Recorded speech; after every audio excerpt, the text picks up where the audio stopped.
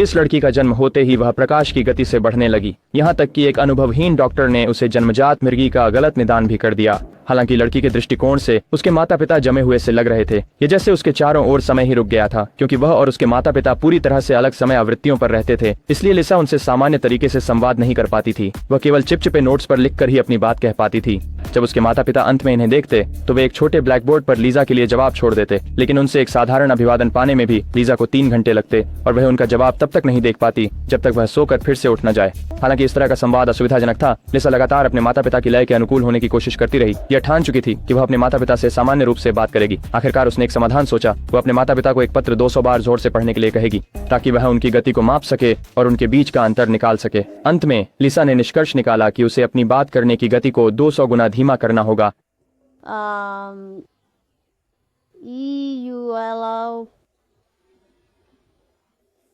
आपका बहुत